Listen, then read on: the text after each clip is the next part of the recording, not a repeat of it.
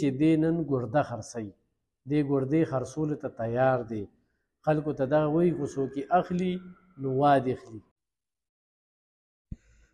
ګرانو کتونکو سلامونه کوم. علب خان شیرپو ویلفیر فاونډیشن ته د پښتونخوا د لرو پرتو سیمې نه خو زنانه راځي، نو دغه شانتې نارینه هم راځي، خو زنانه هغه راځي چې هغه کونډې وي، بېوسه وي، او انسانان ډېر کمزوري څیز دی او په هر انسان باندې بد خال راتلی شي.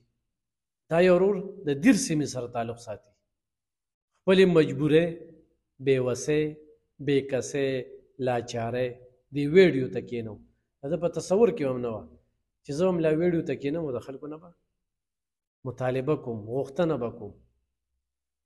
نو د دوی سره به خبرې اترې کوو. هغه دیر نه راغلی، قرضداري شوی دی، نو ضرور ورسره تعاون وکړي. نوم دې څه دی؟ عنایت الله. عنایت الله. او جی دا مایک ځان سره ونیسه. عنایت الله څو بچي دي؟ ما 5 بچي وو، یو پاتې شوی ده، 4 ژوندي دي. ځای دی کوم دی؟ بره دیر یو، دلته پاتې کېږو بټخیره کې. څه قرضداري شوې؟ دا ماشومه بیماره وه، زمونږ معذوره هم وه، بیماره وه ډېره زیاته. د هغې دپاره دنیا کوشش هم وکړو خپل کور کې چې څه وو هغه هم ولګول، خو بیا خو څه وس دس نه وو. بیا څه پیسې هم راواخېستې یو ملګري په ترو چا نه، او هغه پیسې مونږ ولګولې په هغې باندې، خو هغې سم هغه ماشومه ښه نه شوه. بیا هغه کس اوس چا چې پیسې دي نو هغه اوس په ساو کړی ډېر زیات و او پیسې غواړي په هر حال. وایي چې باید ما پیسې اوس راکړه، اوس ما نه کار روزګار خو دومره کېږي چې ماښام یې خورو که نه. دا 3,60,000 روپۍ دي. او یو او بس طریقه راته نه معلوم، دغه یو آپشن اخري راسره و، او چا د بل درک راکړی وی په لاهور کې دغه هسپتال پته راکړ وه، وی هلته که هغې سره رابطه کولی شي ګردې په باره کې، ځکه چې عزت بیا یا مرګ او یا عزت.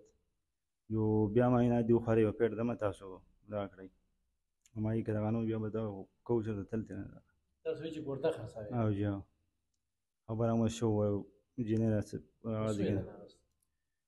ریټ خو به تاسو راشئ هلته، نو هغه وټساپ کې هغه ما سره دي که نه. دا ځای دې څنګه سلیکټ کړئ، یعنې دلته چې راتګ نو یاره ما خو رابطې وکړې 2-3 کسانو سره، په خپله خو دومره نه پوهېدم، خو یو بل ته مې وویې، خو چا ریپلای نه راکوله. او یو کسانو ما ته وویل 2-3 ملګرو چې دوی خورا لاړ شي او دوی خدمت کوي او وبه کې انشاءالله. کور دې خپل دی؟ نه که نه کرایه کور هم دی. ته کار څه کوې؟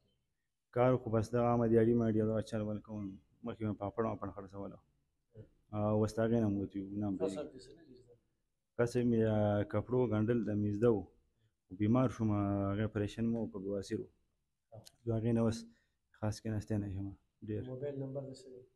0340 94 86 438 0340 94 86 438.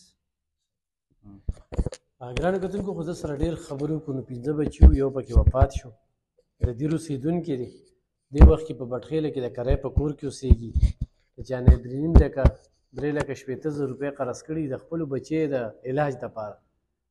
اوس هغه کس هم پیسې ورکړي دي، نه خو به غواړي، خو دی وایي زه یې د کمې ورکړم. نو خو څوک داسې وي نو د سره ایغ په نیغه رابطه وکړي، خو زموږ په ذریعه ورسره مدد کوئ، نو هم ورسره کولی شئ. خو تعاون ورسره وکړئ چې کیمرې ته راځي او کیني.